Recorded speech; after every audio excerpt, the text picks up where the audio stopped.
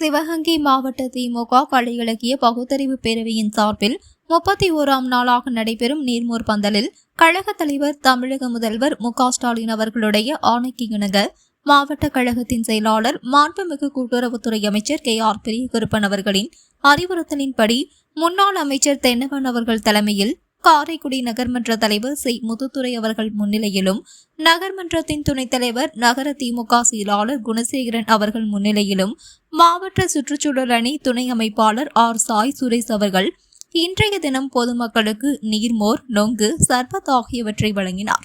உடன் காரைக்குடி நகர அவைத் தலைவர் சன் சுப்பையா, நகர துணை செயலாளர் லட்சுமி ராஜகணேஷ், மாவட்ட பிரதிநிதி அன்பு சேவியர் போஸ், குணசேகரன், நகர பொருளாளர் வைரவன், மாவட்ட சுற்றுச்சூழல் அணியின் துணை அமைப்பாளர் திருமதி காஞ்சனா, மாவட்ட வர்த்தக அணியின் துணை அமைப்பாளர் புதுவயல் சுப்பிரமணி அவர்களும், மாவட்ட தகவல் தொழில்நுட்ப அணியின் அமைப்பாளர் சசிவர்ணம் அவர்களும், மாவட்ட தொண்டர் அணி துணைத் தலைவர் முருகேசன் அவர்களும், நகர்மன்ற உறுப்பினர்கள் தெய்வானை, இளமாறன், ஹேமலதா, செந்தில், கார்த்திகேயன், முகமது சித்திக், நாச்சம்மை, சிவாஜி, வட்டக்கழக செயலாளர்கள் பாண்டி, ரமேஷ், முகமது கனி, ராஜ் கணேஷ், சேகர், மாணவரணி அஸ்ரப், இளைஞரணி தினகரன், ஜெபத்துரை, காரை கார்த்திக், அழகர், சுதாகர், பிரான்மலை பாலாஜி, கழக செயல்வீரன் ஜெயராமன் உள்ளிட்ட கழக நிர்வாகிகள் கலந்து கொண்டனர். விழா ஏற்பாட்டினை மாவட்ட கலை இலக்கிய பகுத்தறிவு பேரவை துணைத் தலைவர் காரை சுரேஷ் ஏற்பாடு செய்திருந்தார்.